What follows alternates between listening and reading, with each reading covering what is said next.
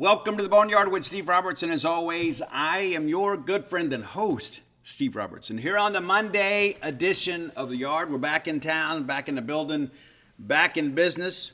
A quick little getaway over the weekend. You know, as we guys talked about, you got a Friday show on Thursday because I was traveling on Friday. Went up and spent some time up there in the Ozark Mountains with the family. Chance to celebrate my granddaughter's third birthday. And that's the thing I've shared with you guys before. Like, all it took for me to become Mississippi's coolest grandfather was for that child to be born. And we have another little girl on the way, due October 1st. And so we'll have a couple of grandbabies. You know, everything's going well. You know, always good. You know, it is. But it's always good to be with family. You know, and it's like I thought, hey, this is going to be starting this week. It's going to be kind of nose to the grindstone for us really up until, signing day, December.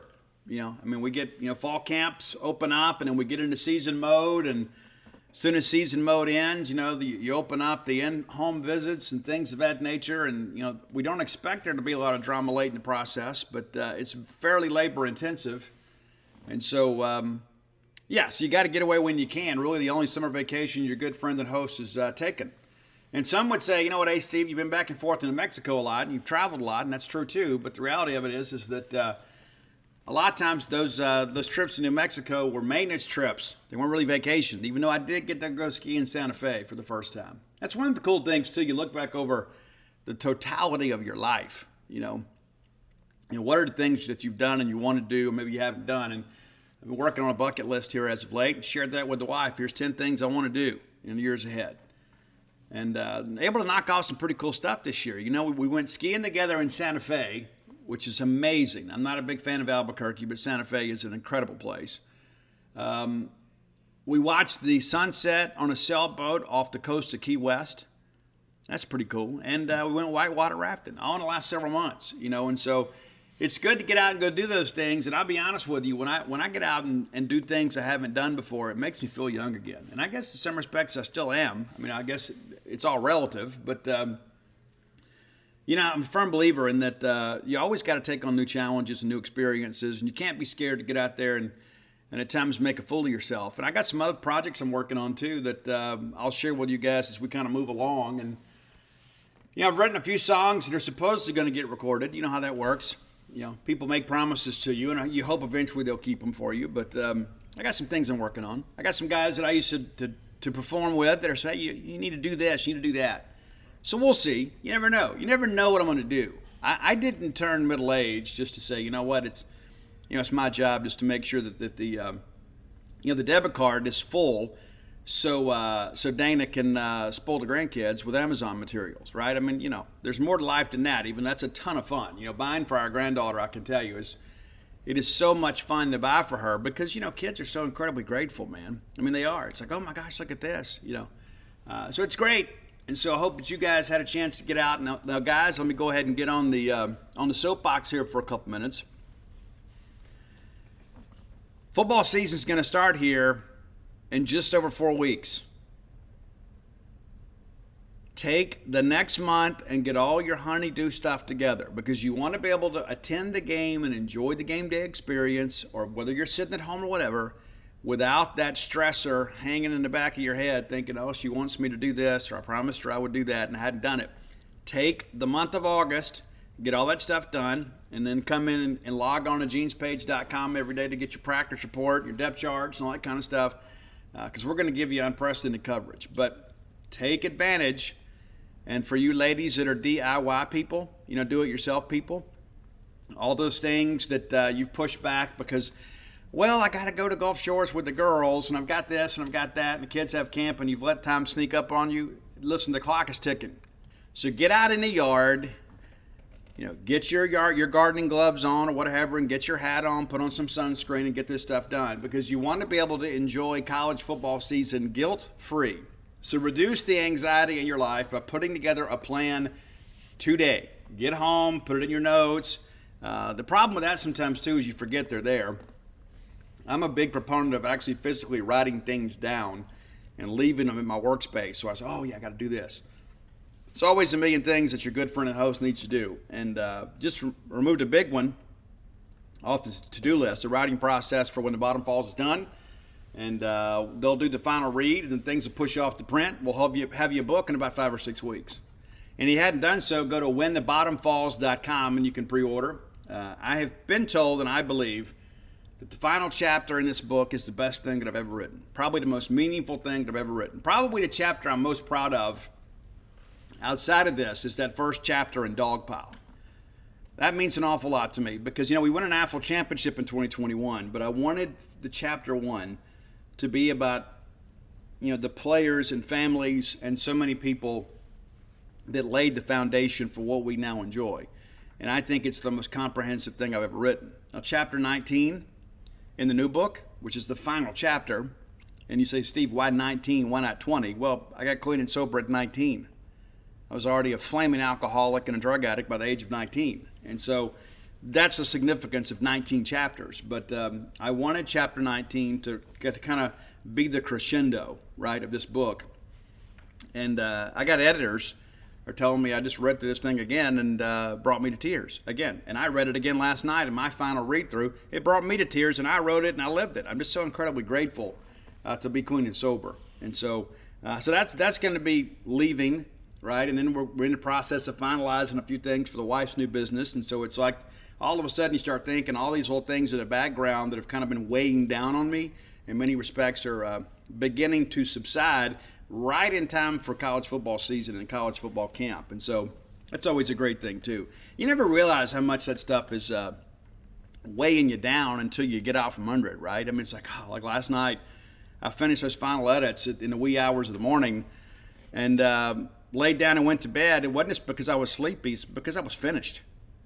And there's all this emotional kind of letdown or payoff in many respects where it's like, okay, well now this is done. This is behind me. So there we go.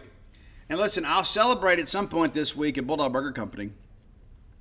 I don't know what I've got a hankering for this week. Some days I wake up and I think, it feels like a Sloppy Joe Slider day.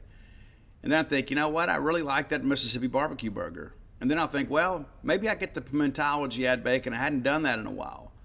Or maybe I'll get the mission with the pico de gallo on the side because I think raw onions are of the devil. But all that said, I know that when I go in there, no matter what I select, I'm going to get a quality meal at a quality price with exemplary service. Bulldog Burger Company is absolutely the best place to go break bread in this area. And there's 3 great locations to serve you. University Drive here in Start Vegas, Gloucester Street there in Tupelo, Lake Harbor Drive in the Rich and Flowood area.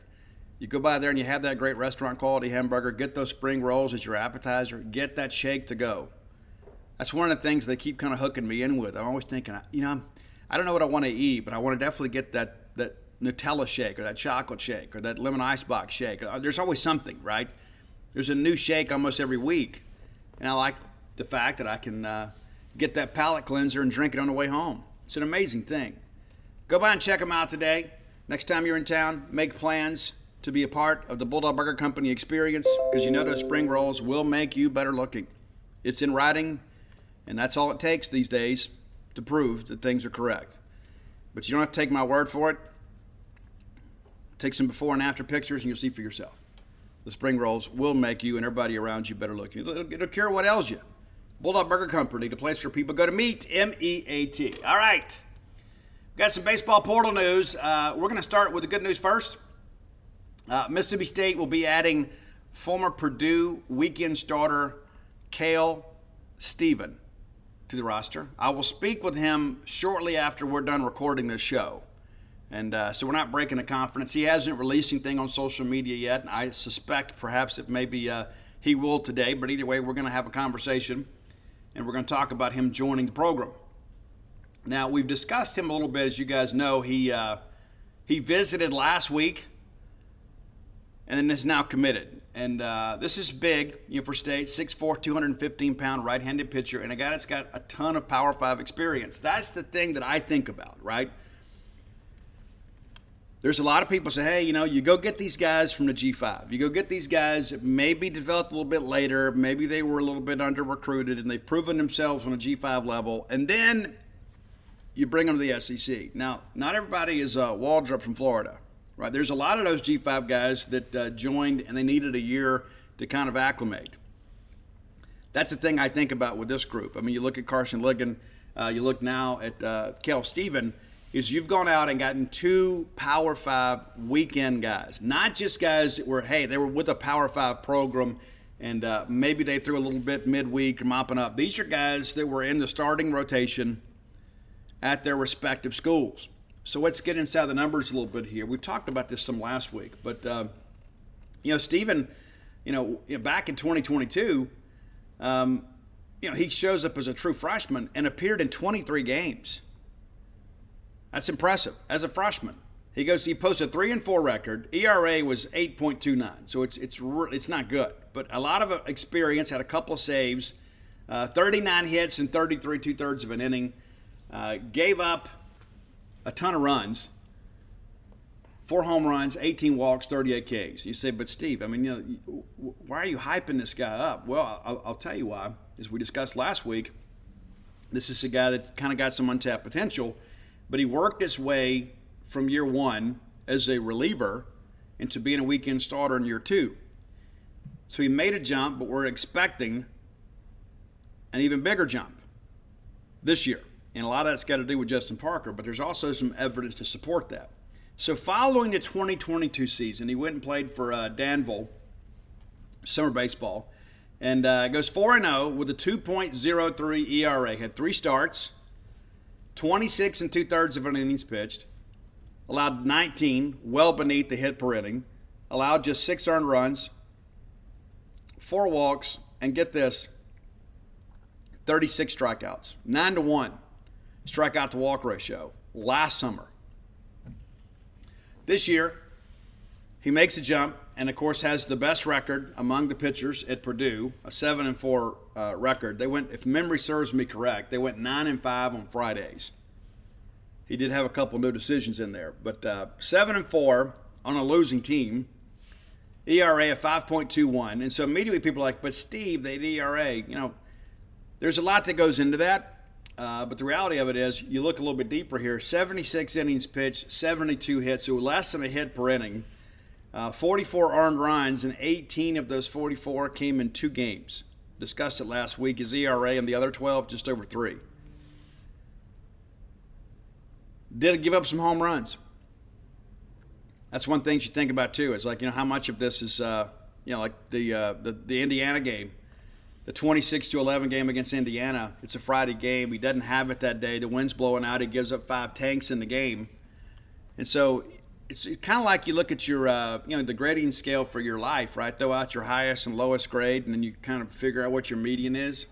You did that with Kale, you'd feel really good about this. But 66 Ks to 30 walks last year, so it's over 2-1. That's got to get better. It does. And he said, but Steve, this is a guy, why is he moving on? Are they done with him? Well, let me tell you about his numbers in the Cape this year. He's in the Cape Cod League and pitching against some of your players. He's got 2-2 record, ERA of 2.73.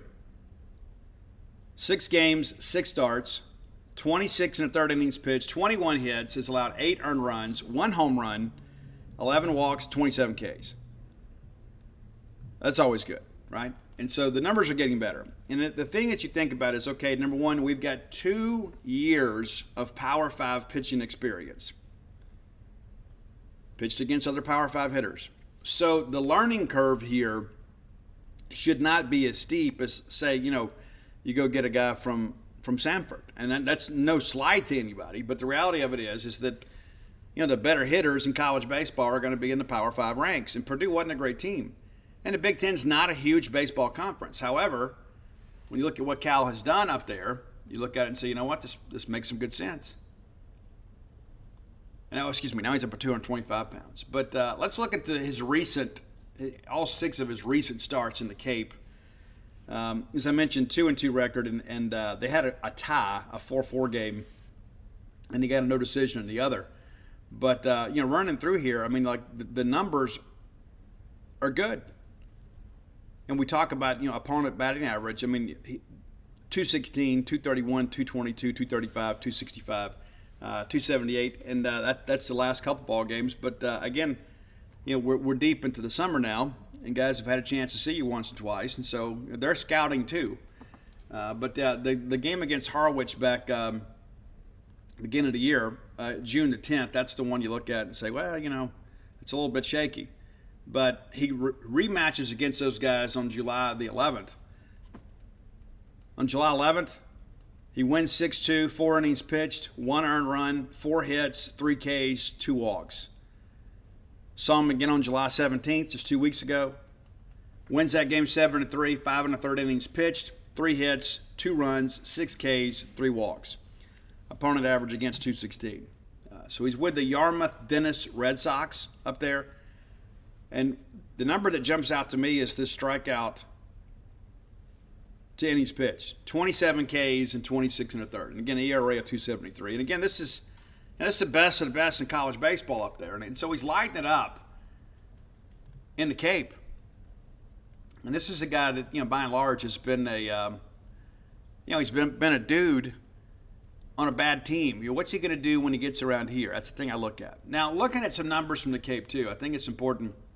Sometimes we get so caught up in recruiting that we forget about, we got some good players coming back. So the home run leader in the Cape is on the same team as Kel Stephen, the Yarmouth Dennis Red Sox. That's Hunter Hines. They're teammates together. Hunter Hines has 11 home runs and 39 RBI. Leads the Cape Cod League in both categories. Strikeouts are up too. Got to get better with that, but you wonder sometimes too if he's not overswinging a little bit, The leader in strikeouts among the pitchers, Mississippi State signee Kim Schulke. 45 strikeouts, and that's 7 more than the second place guy. I don't know that our fans fully appreciate how good Kim Schulke is. He's a junior college product. He is a multi-slot arm guy. And he's up there in the Cape pitching against the best hitters in college baseball, and he leads the league in strikeouts. That's big stuff. It is. And again, this is a guy that people don't even really know much about. It's like, well, Kim Schulke, yeah. Most of you, the first time you heard about him was when Stephen Schock did his D1 baseball thing, and he talked about how Schulke actually got cut and then got invited back, and now he leads the league in Ks. So this is a name that nobody really talks about among the casual fans. But yet you have a Bulldog signee up there just lighting things up, and he's going to be coming to your program here in a couple weeks. So now I begin to think about, okay, well, Steve, we missed on Luke Coleman, and we did. And that's just part of the game sometimes. And do we need him? We absolutely did. The thing that I'll point out, too, is there weren't a lot of aces in the portal. And that's the thing. Well, we missed on all these guys. Well, list them for me. And let me know where they're going. Luke Coleman, in my opinion, the best starter in the portal. He's headed to LSU. He's not Paul Skeens, but he is the best available in the portal. And LSU beats us again. And that gets old. I mean, you guys know I lived 16 years down in Baton Rouge. I get tired of losing LSU and stuff. And that's why when we went down there 1, 2 out of 3 was a big deal. And a lot of our people, you point that, hey, we beat them head-to-head 2 out of 3. We did. They also won a national championship. Okay? So let's not get too caught up in all that and say, well, again, head-to-head matters. But at the end of it, you again look at the full expanses of the season. They won their 7th national championship, period. We're just kind of a detail along that road, to be fair about it. But, I don't like losing LSU in baseball. I don't like losing LSU in anything. But baseball, again, these guys were our contemporaries in the 80s, and they kind of wrestled control of college baseball and certainly Southeastern Conference baseball away from us in the 1990s. And, so to sit there and watch them win one, and listen, they're recruiting in a much different way than we are. But they won, and they get him. And, again, Luke's got a teammate leaving from Alabama, headed to LSU as well. He doesn't really know anybody here. But these are situations we got to win, and we've got to win this. But, again, it's like, well, but, Steve, we didn't get a single ace. Well, we needed one. there just weren't a lot of options. Mason Molina was a guy that I love. I'm from Texas Tech. He's headed to Arkansas, which I had a pro baseball scout told me Arkansas may be the most talented team in college baseball next year. Oregon State right there with them, And so it's going to be interesting. Of course, Arkansas and Oregon State have a history, played for the national championship here a few years ago now. But yeah, we got to win these things. But Mason Molina, that's a dude, and that's the thing that I guess that people lament is you look at it and say, you know what, we don't have a bona fide Friday night guy, and we don't, and that stinks. But there's not a ton of them in the league this year either, and so I think that's one of the things that we have to become maybe a little more acutely aware of. It's not just about what happens here, but around our league and the league we play in. But there wasn't a ton of big arms in the portal, and we go out and get Carson Ligon, and now you go get Kel Steven, and you feel like, hey, 2 Power 5 weekend starters. How much does that improve us? I don't know, but it does improve us. It gives us more options on the weekend. We had to go out there and get a couple weekend guys. We didn't get a bona fide Friday guy. Now, that's not to say that Steven or Ligon can't come in here and take off. Ligon's thrown on Friday nights. Steven's thrown on Friday nights. But Friday nights in the SEC are much different. But I would much rather have the guy that's played a Power 5 conference schedule than to get some newcomer and say, hey, here's the dude. And here's the thing that I wonder sometimes too. What happens to Bradley Lofton this year? What if a very healthy Bradley Lofton lights the woods on fire this fall? Does he become your Friday night guy? I don't know that I would go that far, but he gives you another option on the weekend. You like that mature guy on Friday because of the fact that it's the tone setter for the weekend. I know this. I know Lofton has the confidence to pitch on Friday nights. I know that he's got the stuff to pitch on Friday nights. He didn't have the experience, but at the end of the day, we can sit around and continue to lament the loss of Luke Holman, but you tip your cap to LSU and say, hey, you guys got us again for the second straight year. I know a lot of people say, oh, they outbid us. I'm told that from an NIL standpoint, we're prepared to match whatever they're willing to do. But at the end of the day, they're the defending national champions, and of course, they had the top 2 picks in the draft. And let's just call it for what it is. It's like sometimes we're scared to fully address the elephant in the room. LSU was a much healthier baseball program than Mississippi State is. That's just the truth. And I hate to say it, but that's the reality. And to suggest otherwise is just to be an unmitigated homer. LSU wins a national championship. Mississippi State doesn't make Hoover. You're a one-year guy looking to make a decision. It's like, well, you know what? There's no guarantee State's going to make the postseason next year. I mean, I feel good about it. If you're Luke Holman, you think, I like Justin Parker. I like Chris Simonis. I like the town. But what if I go over there and what if things don't improve? Or LSU, and granted, there's a lot of attrition at LSU too. As a matter of fact, I would venture to say Mississippi State's lineup might actually be better top to bottom than LSU when you begin to look at next year. You know what Tommy White's going to do? Got maybe SEC Player of the Year, But there's not the same level of pieces around him that there were last year. They're a very, very veteran and talented team from LSU. I mean, you give the devil their due. I mean, what they did, they already had a strong nucleus, and then they supplemented, went in the portal, got very aggressive, and went out and got Thatcher Hurd, who was very up and down during the season, but was absolutely electric in postseason, especially in Omaha. Riley Cooper comes in, and was again kind of what they thought was kind of a crafty guy, but had an amazing Omaha. Right? Those guys are gone. You know what Paul Skeens has said and done. That's well documented. But this is an LSU team's expected to be really good again next year. And so you feel like, hey, LSU, defending national champions, and yes, there's going to be some attrition there. But I feel pretty confident they're going to be in the postseason. And so I get why Luke Holman would pick LSU. And take the maroon glasses off for a second. Nate Yeskie, one of the best college baseball coaches in the country on the pitching side. The same can be said for Justin Parker. And I was told, after Wes Johnson left LSU, and it was understood that, that LSU really wasn't in the game with Luke Holman. They hired Nate Yeskie, and then things changed. And so it is what it is. But, for us to sit around and act like that right now we're on equal footing at LSU, that's just, we're not being honest with ourselves. We needed Luke Holman. We did. We needed to do what we had to do to win it. And we didn't get it done. Simple as that. And we can sit here and talk about it and beat ourselves up about it, but you just go get the next best guy. That's what we've done with Cal Steven. And if people ask me, so Steve, what's next? I don't know that there's a lot of depth left in the portal on the pitching side. I'll be honest with you. The closer we get to enrollment, I certainly wouldn't want to have to start a new relationship with a guy. Because if you passed on him the first time through, or the second time through, or the third time through, and now all of a sudden you're like, hey, we got to go get an arm, let's go get a guy. And I can tell you, there are some teams around the Southeastern Conference in Power 5 baseball in the South that are still kind of scrambling a little bit here at the end to find some guys to fill out their staff. I know South Carolina is one of those teams. They're scrambling to find arms. Not everybody's in a situation that that LSU and Arkansas, and in some respects, even State's in right now that you add Steven to the mix. So people wonder, okay, so what's left? Well, you're going to chase Braden Montgomery. And basically what I hear is that it's down between Mississippi State, Stanford.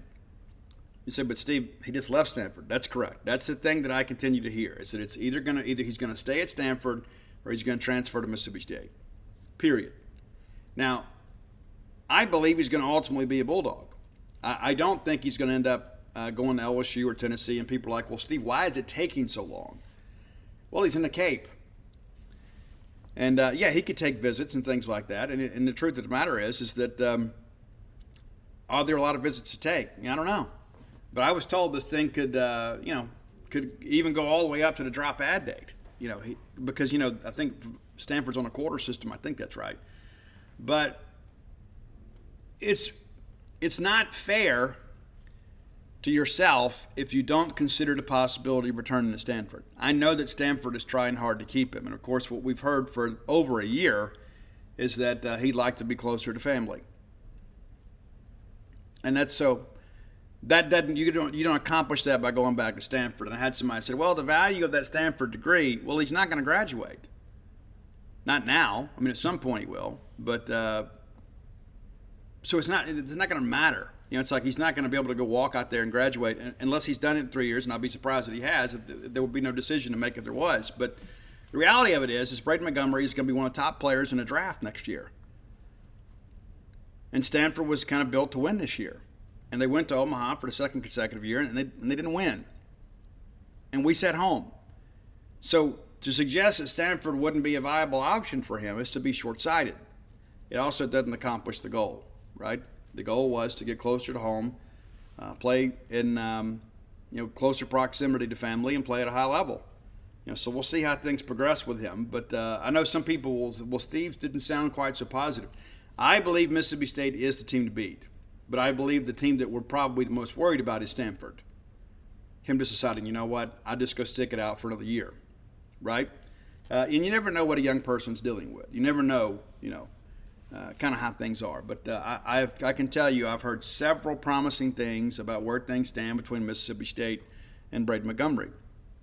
I wish it would get over too. I mean, not that we don't want to remove it as a topic of conversation, but I think you kind of know. But State and Mississippi State and the state coaching staff, everybody is all over this thing, trying to get Braden to come home.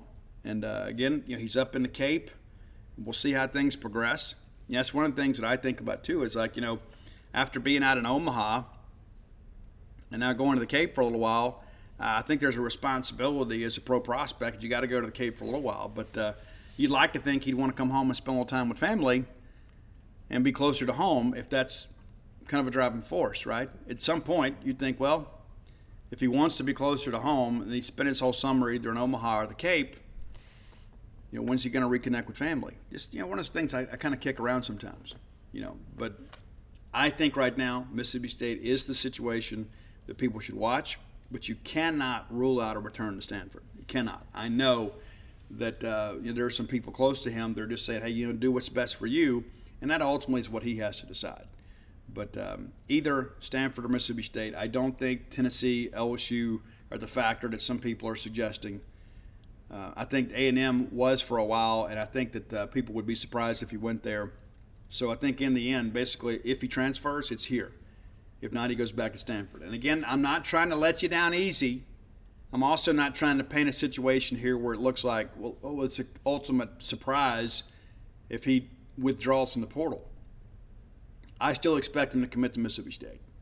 I'm just say it as plainly as I can. That's what I expect to happen. But I also don't rule out the possibility. And maybe I'm a little gun shy with all this because I know how important he is to our roster. If you get Braden Montgomery, and I had a pro scout tell me, you get Braden Montgomery into what is expected to be a very potent lineup already. This is a lineup that's capable of going to Omaha and winning. That's an important aspect of all this stuff too. It's not just about the moment. It's about setting up the bigger moment later, and that's what Braden Montgomery does for you. All right, time for today's top 10 list. As always, brought to you by closewithblair.com. That's C-L-O-S-E with Blair, B-L-A-I-R.com. Blair Chandler, he is your mortgage solutions expert. Blair is that guy. As the kids say, he's Himothy. He is that dude. If you need to get into a home, if you have perhaps debt to consolidate or whatever, I don't know your situation. If you need to use your mortgage to get things done or you need to get into a mortgage, there's no better person to speak to than Blair Chandler. Blair works at Fairway Mortgage, one of the most reputable mortgage loan origination companies in the industry. Top 1% close ratio in the country, back-to-back-to-back years. How about that? And again, the big thing now is now that this new state law is that you can be 18 and sign a mortgage, provided your parents co-sign with you. What a great benefit that is. To kind of give your kids kind of a head start at life. And you said, but Steve, they're 18. Hey, it's not about that. It's about, hey, let's go buy that little house, that developmental house, or that condominium when they go off to college and allow them to build some adult credit, but also, too, allow you to build some equity in that home. And maybe that becomes an investment property for you or a retirement home for you. Or maybe they just take over the payments when they graduate. And maybe your kids aren't going to college. Maybe you're thinking, you know what, hey, they're young, they're responsible, they're working hard every day. And rather than them throw their money away on renting, you want to help them. Maybe you have the ability to do so. Blair can give you all the answers to every bit of that. He can walk you through that process and explain to you, hey, this is a better way to do things. Give him a call or text today at 601-500-2344. Again, that's 601-500-2344. And visit the website closewithblair.com. This is a guy that knows how to get things done. There's a lot of people out there that want your business. And I'm just going to tell you, if you need to get business done, you turn to Blair Chandler. That's why the website is Close with Blair, because he gets you to the closing table. Thanks as always to Blair Chandler and Close with Blair for sponsoring the top 10 list. I think you may like this list. And so I was a little pressed for time, and I also have a hipster in my family. My youngest son, Ian, is very much an indie rock fan. Very much. He and his sister Mia went to Hangout Fest for his kind of like senior trip deal. Dan and I paid for that, and let the two of them go down there and just kind of enjoy being together and enjoy the music festival. I know a lot of you went down there and you had a good time too, and they did see the Red Hot Chili Peppers, which I think is great. Because when I was his age, I had a Red Hot Chili Peppers Mother's Milk poster on my wall, a limited edition poster that did not survive my riotous living. But nevertheless, it's kind of interesting to think that, when I was 17, 18 years old and younger, I was into the Peppers, and then now my son is going to see the Peppers play live. But anyway, the bottom line is he goes down there and enjoys live music. It's so wonderful to be able to share that gift with the kids. And so I was like, hey, do you want to do like a top 10 of the Backseat Lovers, which is one of his favorite bands? And he goes, if I'm doing a top 10 list, let me do the Strokes. And, we have talked about them on the show before. But I thought, let's turn to the hipster indie rock expert, Ian Robertson, who is an employee at Bulldog Burger Company. You can go by there and say hello to him when he's not working in the back. You should go there anyway. But he will be a freshman at Mississippi State this year. Be the third of my four. What's interesting, too, is Ani, my oldest, probably the biggest Bulldog fan growing up among the four, didn't go to Mississippi State because he had college baseball opportunities elsewhere. But my girls, of course, now Mississippi State alumni. And so now Ian will begin the process here. We'll move in this weekend. And so I thought, let me turn to him give him an opportunity, and maybe we do it all week. Maybe it's Ian Robertson Top 10 week to celebrate his enrollment at Mississippi State. We'll see. Well, you never know. We'll see how things go. But he wanted to do the Strokes. So here is his top 10, and I'll be honest with you, I don't know all these songs. Some of you do. So maybe you're hipsters. Maybe you're into indie rock. I bet Coy Walburn will listen to this and say, you know what, Steve? It's a good list. I don't know. But here we go. Number 10, Ode to the Mets. That's your number 10 song. I assume that means they're New York Mets fans. I don't know. But apparently he likes the track. Number 9, Call It Fate, Call It Karma. I'm a big believer in this. Big believer in that. It's like, well, you're destined for certain things. I don't know that I agree with all of that. Sometimes, karma comes home to roost. So I appreciate the sentiment in the song. Number 8, Chances. That's your number 8 song. Number 7, Gratisfaction. I like to play on words there. Would it be about gratitude and satisfaction? I get it. Number 6, Soma. I had to explain to him what Soma is. We listened to a little snippet of that before I came up here and record the show. Soma. Some of you know it. Some of you need an explanation. Number 5 is Someday. Number 4, Selfless. Number 3, probably the first song that I've ever heard from the Strokes is Reptilia. And Ian can correct me. I think this was like either on Rock Band or Guitar Hero or something. It seems like it was on one of those interactive music games. But that's one that a lot of people know. Number 2 is Bad Decisions. And number 1, according to Ian Victor Robertson, the number 1 Stroke song is The Adults Are Talking.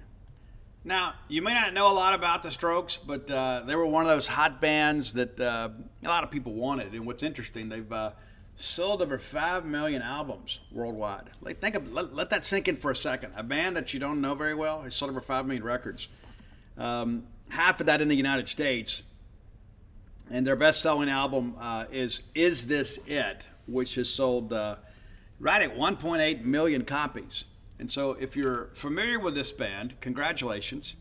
You have something in common with Ian. But again, kind of pressed for time today. I got a lot going on, and wanted to make sure I wanted to honor him, but also to give him a chance to celebrate his musical interest on the show. I don't have another mic, or I would let him come sit in here and talk about how this works. But the reality of it is that I also wanted to give young people, you hipsters, with your designer flannel shirts and unkept hair, I wanted to give you a chance to have your moment. And so, but I also love my kid, and I tell people all the time, Ian's the one that kept me young. And most people don't know this, but he didn't get a haircut until he was like 5 years old. That's right. It had beautiful lion's mane hair. It's incredible. But he elected to cut it. Now he's growing it back out a little bit. I'm encouraging him to keep it. I contend that most of the big mistakes I've made in my life have been haircuts, so I stopped getting them. But it's up to him. I have given all of my children freedom of choice when it comes to hair. In fact, looking back in hindsight, when Ani and Audrey went to Hosanna, was it Hosanna? Anyway, went to one Christian school there in Baton Rouge, and they wouldn't let you alter your hair color. So the very first thing they did, and some days it would be the day after school got out for the summer, they would go dye their hair. That's what Dan and I used to do for them every summer. So they wanted to go do it, a way to express themselves. It's just hair. You can always cut it, it'll grow back. You can always dye it, whatever. But I believe in hair freedom, as you know. I think everybody should be able to grow their hair out if they want to. Of course, some lines of work that won't let you do that. And probably a safety concern if you did. But the reality of it is that, what better way to, to express our independence, man, and our own flair than with our hair. So, and some of you are kind of hair challenged, and I get that too. I get that. I do. I don't know that struggle, but I can respect it. I will tell you this, it's tough to wear an M over S ball cap when you got all this hair that I got. It's tough. And then like right now, my bald friends are like, yeah, poor thing, yeah. But anyway, if you have ideas for the top 10 list, reach out and let us know. I hope you liked Ian's list. And if you're a fan of the Strokes, maybe tweet me and let me know, and I'll let him know. Either he got it right or he didn't. But either way, it's up to interpretation. But again, I know many of you love indie rock. And so let me know how he did, and I will share that with him. And you never know. he may end up being your friend. You never know. You may see him at a show one day. Maybe you're down front watching the Strokes play, and you look down, there's a kid that looks like me. It's not going to be me, but it may look like me. But if you got an idea for the list, reach out and let us know. Best way to do that is to hit up Roy on Twitter. You can hit me up too, but I can't always guarantee I'm going to see it or get to it quickly. I'll do my best. But you can find Roy on Twitter and on Spotify, where they house all of our great lists, at Dogmatic67. That's DAWGMATIC 67. And you can find me on all forms of social media at Scout Steve R.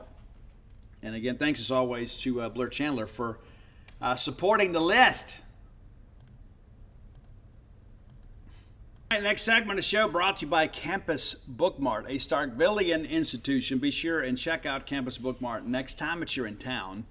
Go by and see their smiling faces and let them serve you as you peruse their fine selection of Mississippi State merchandise. So many people make the claim that they have the most extensive selection of Mississippi State merchandise. They're absolutely incorrect. That's just a marketing campaign, and it's not based in fact. Campus Bookmart, the most extensive selection of Mississippi State merchandise in a known universe. Miss Kathy Brown does an exceptional job keeping you guys apprised of the latest in Mississippi State merchandising. Go by and check them out. If you can't make it to town, visit them on the World Wide Web at campusbookmart.net. And by being a loyal Boneyard listener, we'll give you a phrase that pays. Doesn't cost you anything to listen to the show. It doesn't cost you anything to get items shipped to your residence. All orders over $75. Use promo code BSR, and that gets you free shipping. On all orders over $75, any order less than 75 bones, absolutely incomplete. Mom, Dad, I'm telling you, time is running out.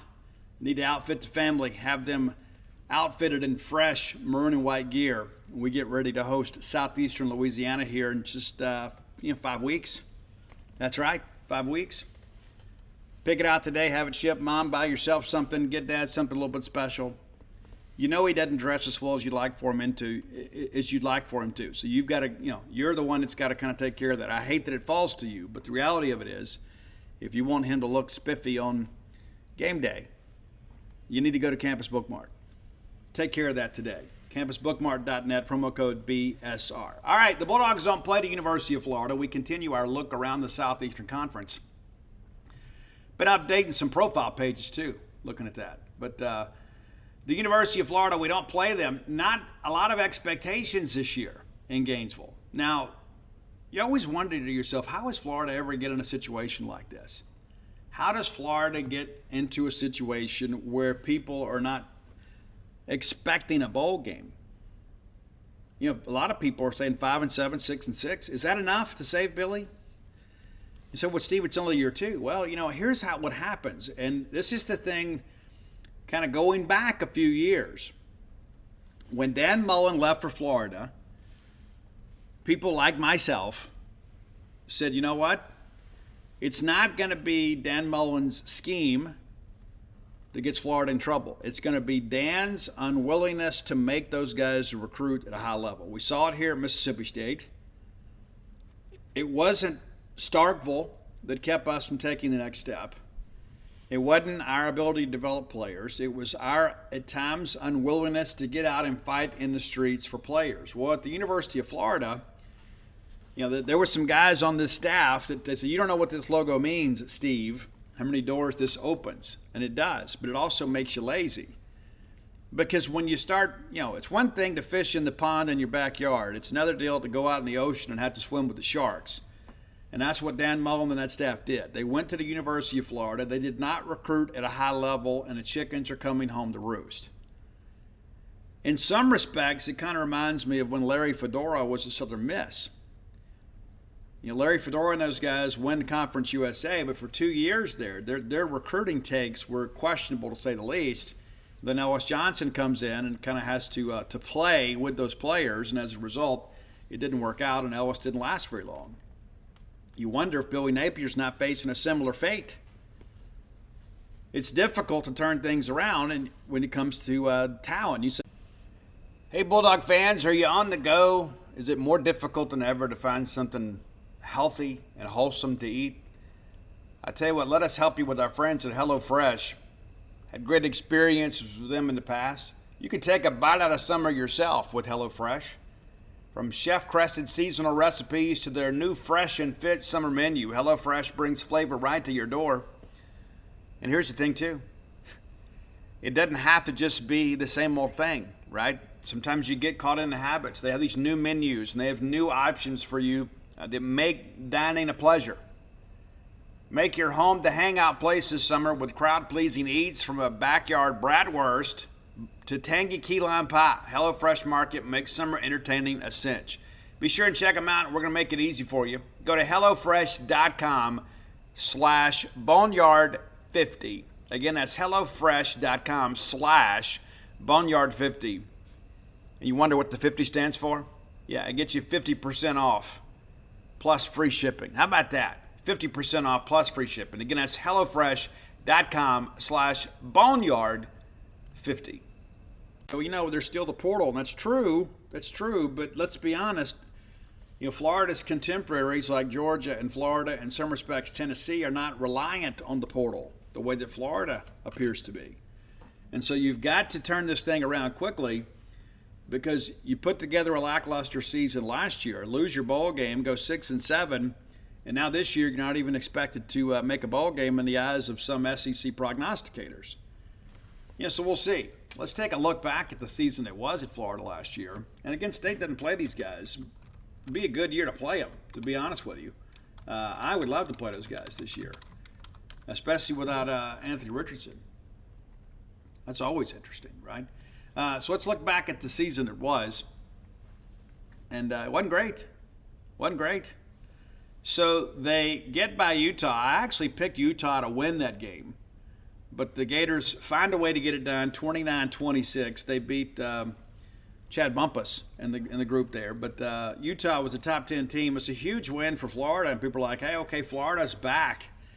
And then the next week they put up 16 points at home against Kentucky. There was a time when Florida never lost to Kentucky, ever. Now they're doing it with more regularity. They lose that ball game 26-16. They beat South Florida 31-28. They kind of escaped in that ball game. And that's the thing, you start looking here. It's like, hey, let's be fair about this. When you think about the branding of Florida and the talent that they should be able to amass there, I mean, they should have been 3-0 easily, and they very easily could have been 0-3. I mean, the Bulls of South Florida gave them all they wanted and then some. And so it's like, you know what, hey, we beat Utah. That felt like a good thing. We lose to a pretty average Kentucky team that was extremely overrated. And then we struggle against Florida, South Florida, and then you go to Tennessee and you play it tooth and nail, but you lose that game 38-33, so you're 2-2 after 4. And again, Tennessee was a better team than Florida, and you play that game in Knoxville. You that's not a game that you expect to win. You'd love to win it, but you don't expect it. They blast Eastern Washington 52-17. They escape against Missouri 24-17. Again, that Missouri defense maybe didn't get the credit they deserved. You lose to LSU 45-35 in the swamp. You get shelled by Georgia 42-20. You find a way to win on the road at College Station. And that was a game for a while, but Florida out-athleted A&M in the end and won at 41-24. You blast South Carolina, a team that a lot of people thought was going to go into the swamp and win. And considering how Florida had played at that point, you wouldn't have been surprised to see South Carolina win that game, but it ends up being 38-6. The wheels come off the next week when you go to Nashville and you lose to Vanderbilt, 31-24. Anytime that we say you lose to Vanderbilt, it's not a good week. And then Florida State, the rivalry game there, they lose that 45-38 and then get absolutely destroyed in the Las Vegas Bowl, 30-3. So you end the game on a 3-game losing streak, and the honeymoon is definitely over for Billy Napier in Gainesville. What does that mean going forward? Well, that kind of remains to be seen. But they absolutely cannot afford to have another disappointing record. Absolutely cannot. And so, again, Anthony Richardson is gone. I mean, how many games last year did he win just because of his athleticism alone and the fact that he could elevate the people around him? That's interesting. Wisconsin transfer Graham Mertz should be the dude. Got to keep him healthy. And that's the thing, too. You look at this non-conference schedule, and we'll get to it a little bit later, but now you got to go to Utah, and you get Florida State again. And, that Florida State-Florida game used to be one we always tuned in for, but, last year it was like, Norville and Napier. I mean, who's going to be on the hot seat more next year? It's clearly Napier. And again, Richardson was a first-round pick, and really mainly on athleticism. Let's just be honest about that. I mean, this is a guy with a big, big arm, but the ceiling is still high for Anthony Richardson. Yeah, I don't know what kind of coaching he got there, but can he be an NFL quarterback? I think he can. I don't know that I would have spent a first-round draft pick on him, but this is a guy that's capable of making all the throws, and as long as he can handle, facing the best defenses in the game and not having to always rely on his feet to make plays, he should have a decent career. Sure.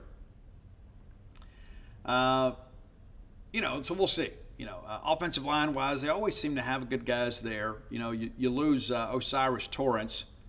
He was an All-American. But, Florida and Billy Napier both have traditionally had good offensive lines in their respective leagues. I think it's going to be more of a running deal this year. I mean, Mertz, of course, obviously can add a new dimension to the offense.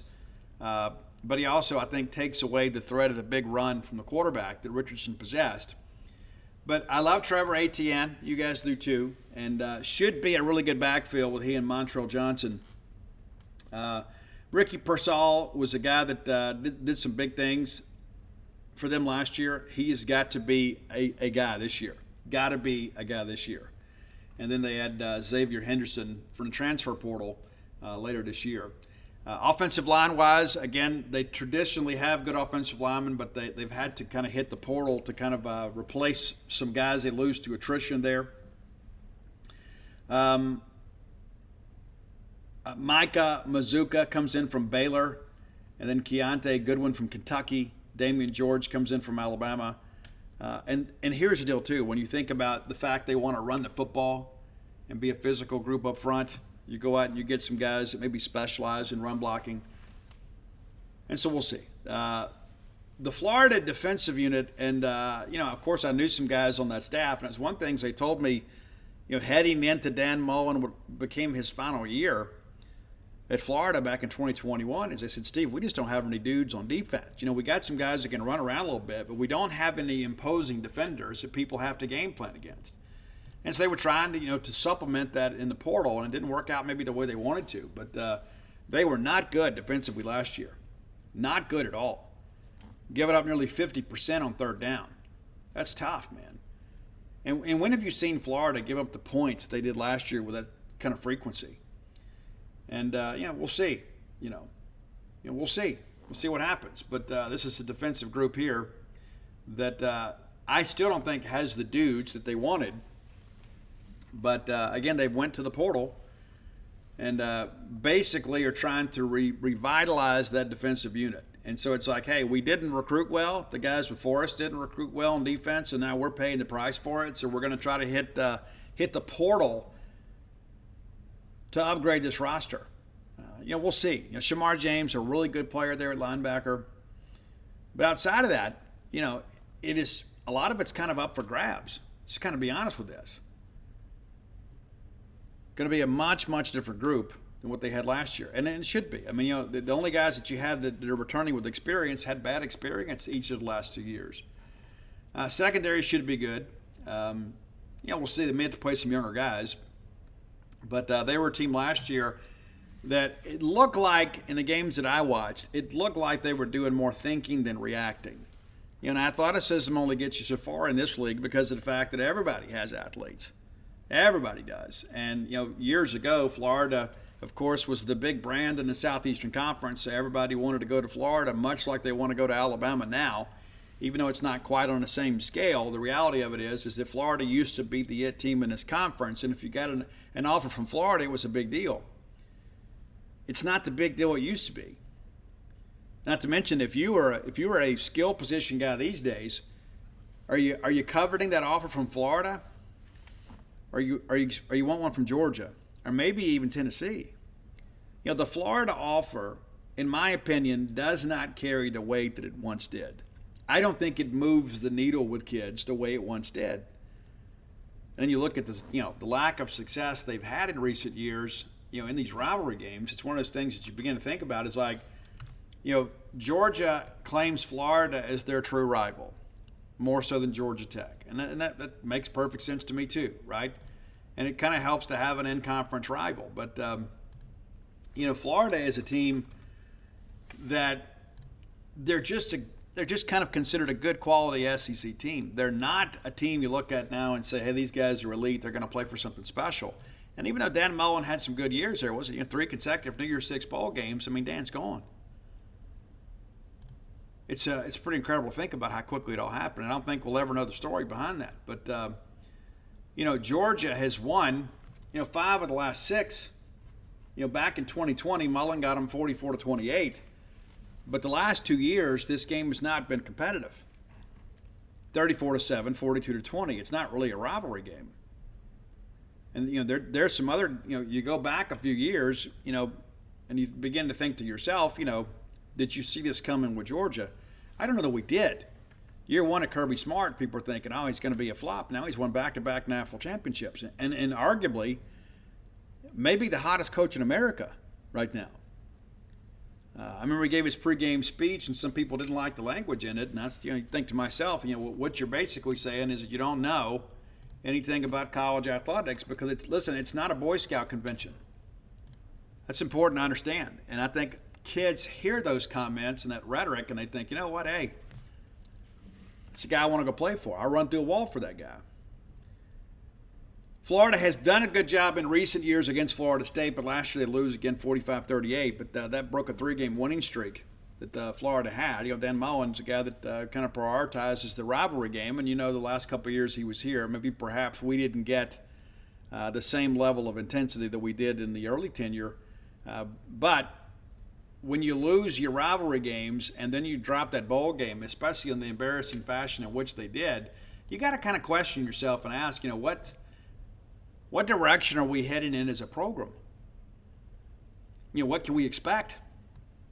I think one of those things this year, you got to be honest with yourself. If you're Florida, this schedule is not exactly one that you look at considering your returning talent and the fact that you've shaken things up on your defensive coaching staff. You got a first-year quarterback, in your program, even though he's not a guy, obviously, that is, unfamiliar with Power 5 football. But the reality of it is Mertz is going to come in here and play with a bunch of guys he doesn't know. It's difficult to kind of put some cohesion together. In case you were keeping up with this, not that you can tell anything from spring games, the Orange beat the Blue 10-7. So not a lot of offensive firepower in the game by any stretch of the imagination. And again, we expect them to be a run-heavy team, and they should be. Should be. But this was a 7-7 ball game until the last minute of the game. So, and again, you split it up and you try to make it, as best you can, make it an equitable game. Used to everybody would go do the spring game and you put the 1s and 2s versus the 3s and the walk-ons and you win the game 100-0 or whatever. But it was boring.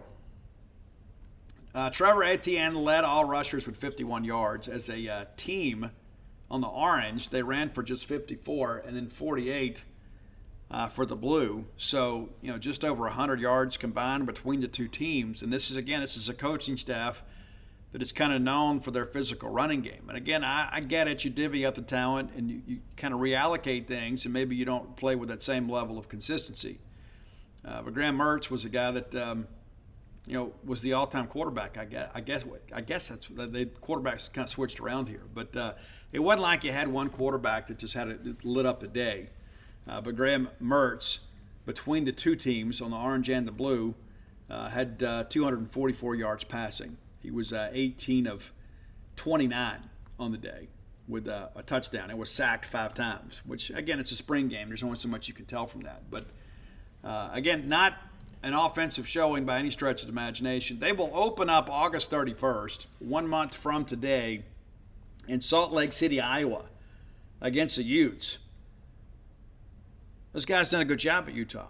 Now, will they be able to survive the loss of Chad Bumpus? Because we all know Chad is the straw that stirs the drink.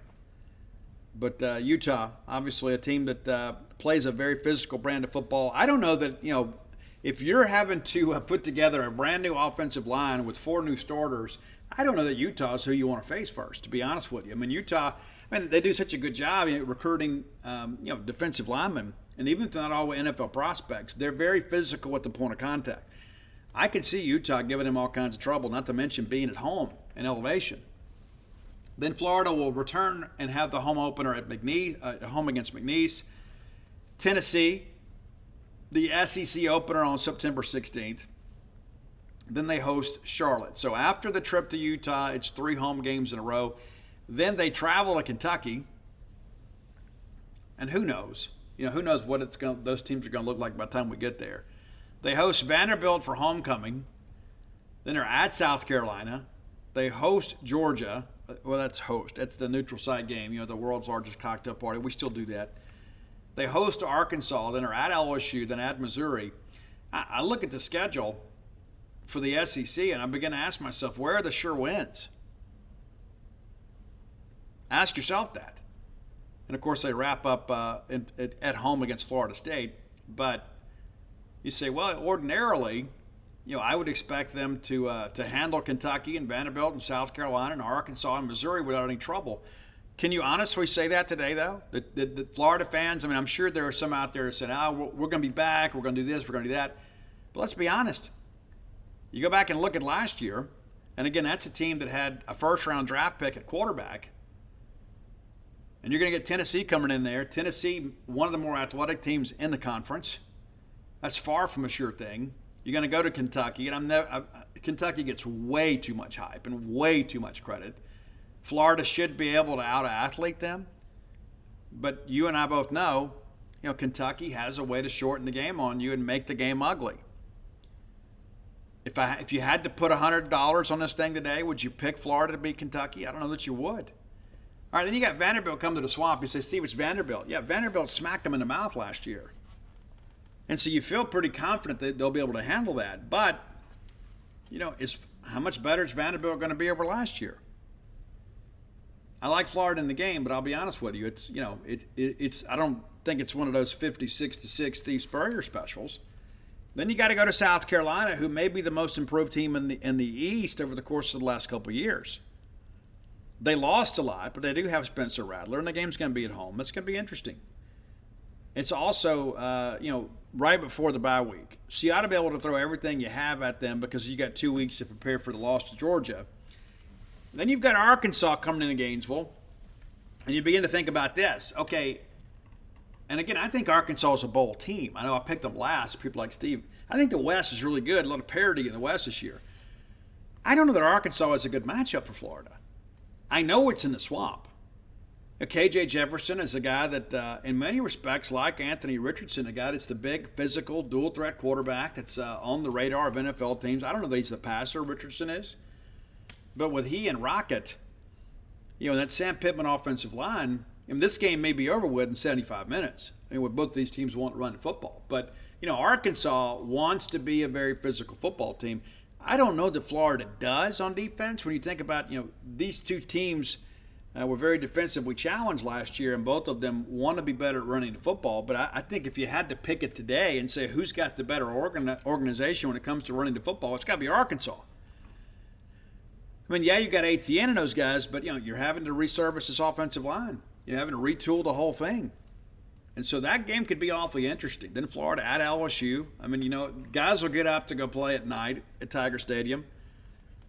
I just don't know defensively if they've got the numbers. But, Florida and LSU have played some exceptional games in recent years. And then you got to go to Missouri. And you saw what happened last year down the stretch at Missouri. They kind of figured some things out. Will they be as good defensively? I don't know. I don't know that anybody expects that. But again, where are the sure wins? We say, they should be able to get Vandy at home. They should be able to out-athlete Missouri. Just based on, just think what we know about recruiting. But you can see why people are really, really, really concerned in Gainesville. If these toss-ups don't go their way, you could see this team winning 3 games.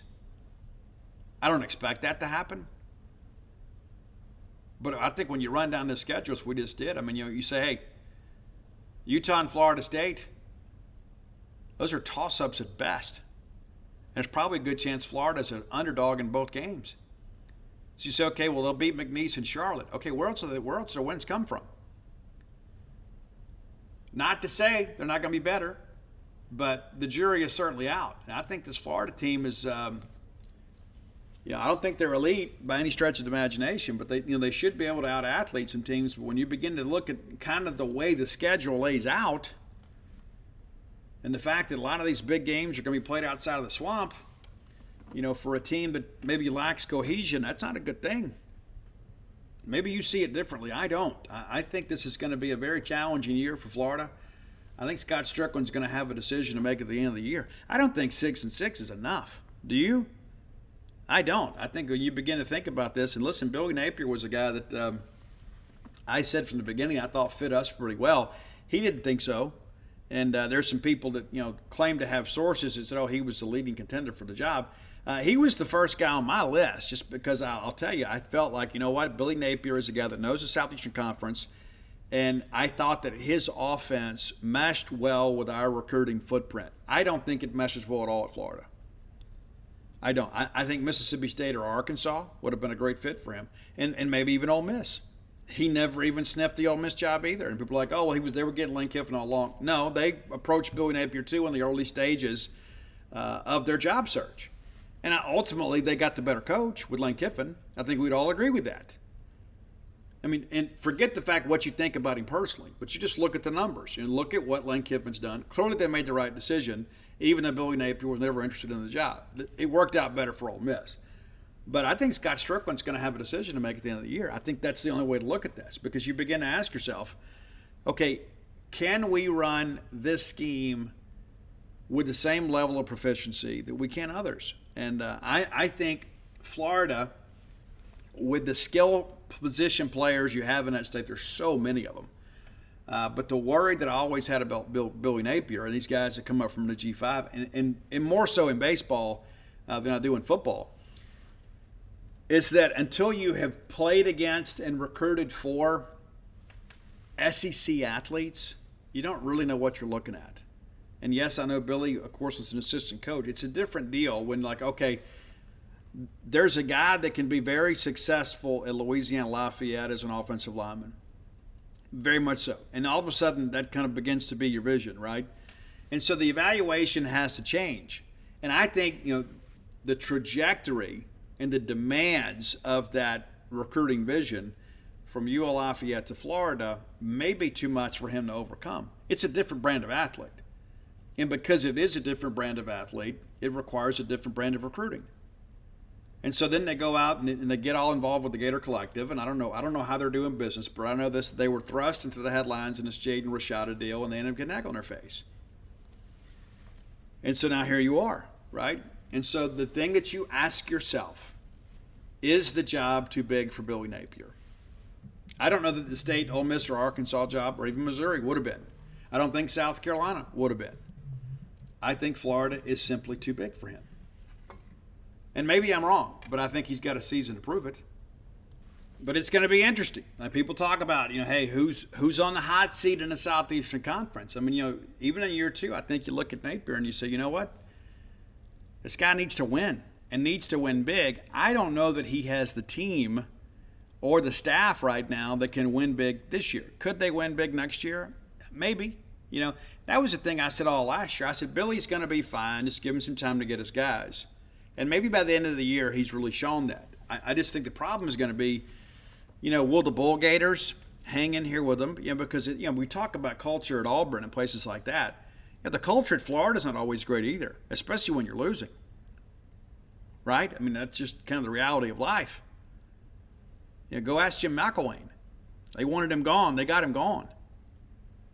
And if you don't think that, that the little issue they used to justify firing him was a minor thing, I mean, you're kind of kidding yourself. They wanted him gone. They found a way to get him gone.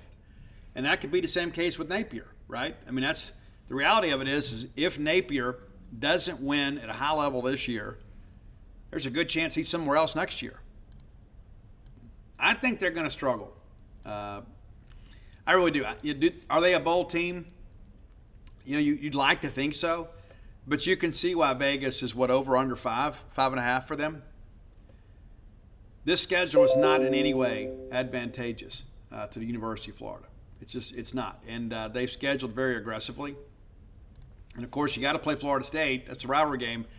But then you throw in the other Power 5, the Utah thing, and the way that Utah has played here as of late, it looks like that's a couple losses. So you pick up a couple non-conference, and then basically the best you hope for is that you win some of these toss-ups. Can you win enough toss-ups to make this a good year? The way that Georgia and Tennessee are playing right now, there's not much chance. And of course, that Tennessee game will be in the swamp. But you start doing the math here, it could be a very, very frustrating year. And so, what does that mean moving forward? Well, I guess we'll all see. But I don't know what his contract situation is, what the buyout looks like. But I could see Billy Napier being gone at the end of this year. Scott Strickland's a smart guy. And football's a big revenue producer. And listen, it's one thing. Hey, you don't get it done in baseball in Florida. You may get a couple phone calls, right? You don't get it done in football, and you walk into a fundraiser and you get booed by people that give hundreds of thousands of dollars to your program. Football moves the needle in Florida, and yes, they have a pen in several different palettes of paint. But football is the deal. Of course, they want to do well in basketball, but let's just be honest. Football is king at Florida, and they're not going to be unhealthy at Florida for long. They're not going to put up with it. And I think Scott's going to be under a lot of pressure this year because of Billy Napier. And listen, I don't fault Scott for going and getting him. Yeah, Billy was a guy obviously that paid his dues at Louisiana Lafayette, and you felt like, hey, this is a guy. Maybe he's the next Dan Mullen. Maybe that's the trajectory that we go. And you remember Dan had a challenging year his first year too. But the issue with that was we didn't have a roster with that level of talent, and we still should have gone to a bowl game in year one. Should have, and that's a big issue. But the bottom line is, we don't play them. Wish we did. I would much rather play them and some other teams on our schedule, but it's going to be a difficult year in Florida, barring something totally unforeseen. All right, let's get ready to wrap this thing up. I've got a couple things I got to talk to Cal Steven here shortly, and then I'll be hitting the road for a dinner event tonight, and be back tomorrow, and we'll be getting into fall camp. And I know we call it fall, but it's preseason camp because we don't get into fall until late, and even then it doesn't feel like fall. But things are about to pick up. Business is about to pick up, and we'll continue to do our SEC previews. But we'll have a lot of discussion about what I've seen in practice, and my goal and plan is to get out there as often as we possibly can. We'll have full coverage. We will cover every practice as much as we're allowed access. And usually it's like 20 minutes or so, and then we come back for the media portion of practice. And we're going to have daily depth chart updates. And I remind you to don't get too bent out of shape, like if Paul moves a guy around like day to day, because there are things that happen. That doesn't mean that a guy's not doing well. And a lot of times too, like, well, we haven't heard much about this guy. Again, we only get a limited amount of practice to cover. So we don't get to see a lot of team drills. We get to watch them stretch and warm up and go through positional drills, and we can see who all is healthy and who all is out there. And sometimes we get to watch a little bit of team, but not much. And so if you don't hear about a recruit or a transfer or a favorite player, and inevitably that's going to be the discussion. People are like, well, nobody's mentioned so-and-so much. That doesn't mean anything. Unless a coach brings it up or another player brings it up, and we will ask them, we will absolutely ask them, hey, other newcomers, who's standing out for you?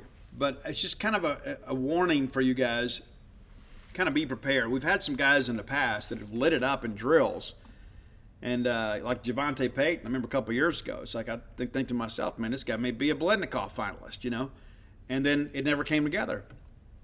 There are a lot of guys that go through that. There are a lot of guys that get out there, they're great practice players, but on game day, they don't get it done. And Javante had some big moments for us. And then he got beat up and, physically and down the stretch, he just wasn't what he wanted to be. But the reality of it is don't overemphasize what you hear about certain players in practice. And more importantly, don't assume a guy's not practicing well because he's not mentioned regularly in these interviews.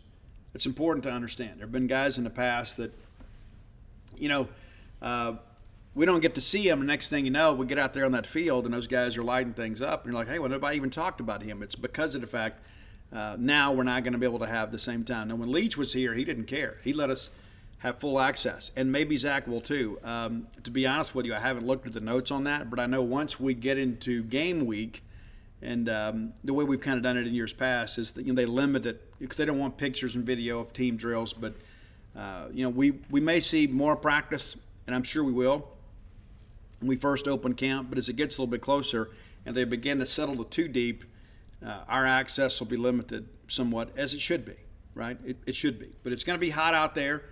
We're excited about that. No, we're not.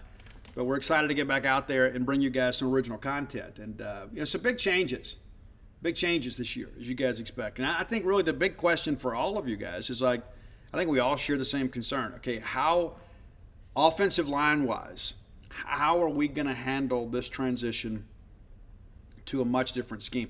I think the demand on a personnel group on offense, the guys that are going to have the most change is going to be the offensive line.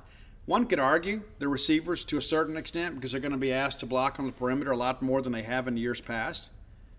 Just like when, year one, we'd never had wide receivers see as much zone coverage as the 2020 Bulldog wideouts did. And never in our history, right? Because we've always kind of been a grinded out running team. And so teams would walk those safeties down to the box. We saw a lot of man coverage and didn't always have the athletes to exploit it.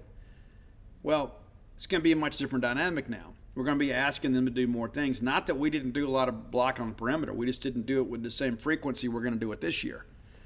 But how does this offensive line handle that? Now, you've got some guys, too, that are certainly capable of doing it. It's not like all of a sudden we're asking them to do something they're unfamiliar with. They just haven't had to do it as often as they're going to be asked to do it this year. There's going to be a lot of alignment situations. We haven't run an attached tight end for 3 years.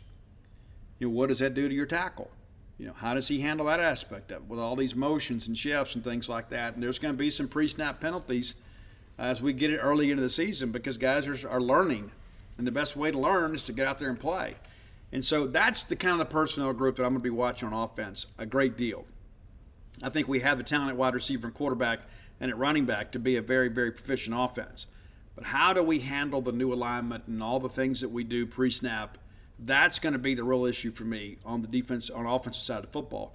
We talk about defense, going to be watching that safety group. But I'll tell you, when I think about our front and especially our linebackers, I think we maybe have undervalued the job that we have done from a recruiting and developmental standpoint at linebacker. And you say, but Steve, we have the top number 1 and number 2 linebackers in the conference. That's exactly my point. And neither of those guys were highly recruited. Buki had some options. Jet, of course, had a few options, but we always felt like Jet would ultimately be a Bulldog and pick State over Ole Miss. But the whole Buki Watson thing, Buki wanted to be a wide receiver. There were some visits later in the process, and he kind of found out the same thing that we had told him. And now he has developed. And I go back. This is another reason, too, why I think these practice reports you got to take with a grain of salt. I remember Buki Watson's first year on campus. I'm at practice, right? And Buki Watson was extremely tentative because he's learning a new position. I'm not being critical of Buki. That's just the development you would expect from any guy. He was completely lost when he first got to camp, as he should be, right? This is a guy who wanted to play wide receiver. He's having to embrace being a linebacker. At times he's running reps for the walk-ons. And then I got to read a practice report, and people are talking about how he shined in drills, and he did not shine in drills. I sat there and watched him. He didn't. And that's not an indictment on his talent. It's the fact that he was inexperienced at the position. And look at what he's become, which is a testament to himself, a testament to his coaches, a testament to Matt Brock and Zach Arnett. The fact they've taken this guy that fashioned himself as a wide receiver and turned him into one of the most prolific tacklers in the country. And again, a guy that wasn't highly recruited. I mean, yeah, he had some options, but it's not like we beat Alabama and Auburn to get him. People forget that. And so that's the thing that I began to ask myself about Zach Arnett and Matt Brock and this scheme and this program moving forward. What are we going to do when we're shopping for a better brand of groceries? Right? If we can get to this point defensively, and we're not a dominant defense. We've had some dominant games, but consistency has been an issue for us at times, and some of that's because of the fact we haven't been able to maintain rhythm offensively. But what is this defense going to look like? All of a sudden, you can bring a linebacker prospect in here and say, hey, listen, this is what we did for Buki Watson. This is what we did for Jet Johnson. Think about where you are in your development and what we could do for you. That's an important thing to understand. It's not just about recruiting at the same level. It's about being able to take what you have and develop them into players that allows you to entice other players that maybe perhaps have a higher ceiling to come in. That's an important aspect of every bit of this. It's not just about, hey, we need you. It's like, hey, this is what we've done. Okay? You don't have to take our word for it. It's not a promise. We're not selling you a promise. We're selling you production. This is what we've done. But I think this linebacker group is really, really good. And again, you add in J.P. Purvis, who was, just kind of like an assassin hiding in the reeds out there. You never know when he's going to get in the game and just blow something up. He was phenomenal when Buki was out. Absolutely phenomenal, to quote Ben Howland. You add in Deshaun Page. He was a guy we were really excited to get. You out of East Mississippi Community College. But you start running this linebacker group and you get a little bit deeper into this thing and you start thinking about some of these younger guys who probably had a higher floor than the guys that are playing now. And so the development of that group, I think, is very important. And not just because we know what we have, but this year is going to be about kind of building depth behind them for next year. Because Buki and Jet aren't going to be here, right? You know this. They're going to move on. So we got to make some things happen. But, our focus is going to be that secondary. That's the first thing that I want to see when we get into team drills is how these younger guys have come along. We've got some guys at corner that I know Darcel McBath is exceptionally excited about. He believes these last couple of classes that we've signed at corner, not to mention the fact the guys we've had transfer in, we could have a very special corner room. But how does Radar? Radar didn't participate in spring practice. He's good to go now. So what does Radar look like back on the field? What kind of hunger does he have, right? That's a big part of all this, And, you start thinking about, Jones and Rogers joining this group out there. And Kamari is a dude, man. And, my concern's always been with him is he healthy, right? Is he healthy? And I can tell you, looking at him, saw him last week, he is in better shape, looks to have put on, I don't know, maybe 10 pounds or so of muscle. And this is a guy that has some real swagger by him. And I'll be honest with you, first time I saw him play in high school, I thought this kid will never be big enough to play in the SEC. He is now. The size issue is still a concern, but he's in a much better position than he was before. And so I don't worry about corners because it's not like people are like, well, Ferge is running. We haven't been able to run a size Ferge off. The guy just keeps coming back and keeps coming back. Does he end up being the starter? I think he doesn't. I think he ends up being a two-deeper. And you know what? We need a solid two-deeper. But that kid, Asias Ferge, is giving everything he has for us. And you never know when he's going to make a big play on special teams. But it seems like when a ball pops loose, he's always like the first guy to jump on it. He's always around the football. But I think ultimately somebody will start opposite DCAM. But I'm excited about Banks at this bulldog safety position, or the dog safety as we call it. We're going to be able to cover the slot, for sure, which I think will change a lot because of the fact that sometimes that slot receiver is a release valve, right? And Banks is so fast and so intuitive, I think he removes that first option more times than not. But, what are we going to do at safety? You feel like Sean Preston can do some good things, and I feel like we've beaten this point up.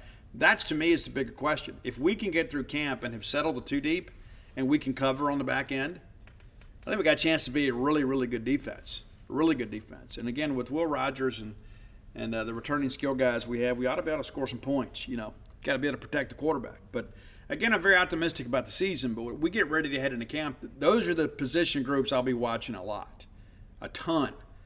And we'll get the camera charged up, and we'll go out there and we'll have a good time, and we'll get some pictures loaded up for you guys, and we'll have a lot of coverage for you. And once you come out and be a part of that, and come join us over at Gene's page. A lot of that coverage will be free, so you don't always have to be a member. A lot of people, that's kind of the misunderstanding. I think, well, I'm not a subscriber. Well, you should be, but we do a ton of free content. Really anything that the paper's going to do, we're going to do. There's no point subscribing to them, because we're going to basically give you the same story, and more times than not, more quality stories, because the internet is huge, right? There is no end to the internet. The paper sometimes is kind of confined, even though they do a few things online. But the reality of it is, we're going to have more people cover Mississippi State football than anybody else, and going to do a great job for you guys. So be sure and come check out our content. A lot of our free content will filter its way on the social media, and you feel free to click that link if it doesn't say VIP, because you're going to be able to read it. All right? But again, we want you to come be a subscriber, and we'll have some incentives to do that here in the next couple of weeks as we get ready for college football season.